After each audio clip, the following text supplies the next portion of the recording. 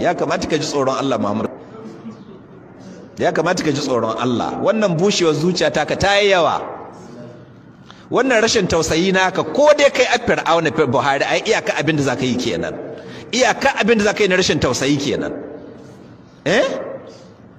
Wannan bushewar zuciya ta ka Buhari tayi yawa, ka ci amanan mu, ka ci amanan mu, ka san irin wahalar da mun kai akan ka, ashe ka san busasshiyar zuciya gare ka, ka san baka da imani, baka da tausayi. Yadda mai imani yana barin mutane cikin wannan tasku, tunda ba 'ya'yanka bane, ga mata wasu da goyo da ƙananan yara cikin wannan tasku, cikin wannan bala'i, kuma gwamnati ta kawo ido ta samu su. Wace irin gwamnati ce wannan? Waɗanne irin mutane ku jami'an gwamnati? Ya kamata ku ji tsoron Allah, mu ne muku da sai ku ji tsoron Allah.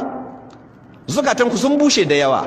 To wai yaya za ku fuskantar ubangiji bayan su haƙƙin bayan su da kun kai banza da ya za ku fuskantar ubangiji?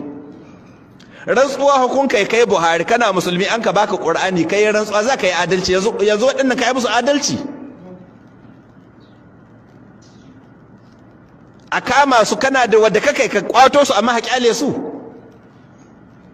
Don ku ji tsoron Allah ya ku shugabannin gwamnati, ku tausaya mu waɗannan bayan Allah. Yanzu ya za ku ji da a ce matanku ne da 'ya'yanku da 'yan uwanku an hakama? Yanzu Buhari da a ce matakka ce an ka kama, matakka ce a cikin halin da waɗannan matan suke ciki, ya za ka ji? To duk yadda za ka ji haka nan 'yan uwan waɗannan bayan Allah suke ji. Don haka ya kamata ku tausaya musu.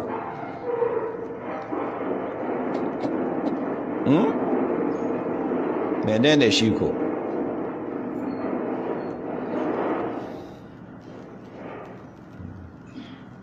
Ya kamata ku tausaya musu, ku ji tsoron Allah, ku sani ba nan za a dawama ba fa. Sannan wallahi annabi sallallahu alaihi wasallama ya faɗi, hadisi ya tabbata, kuma kowa ya san da hadisin, hadisi ne mashahuri. Manzon Allah sallallahu alaihi wasallama ya ce kullukum ra'in wa kullukum mas'ulun an ra'iyatihi.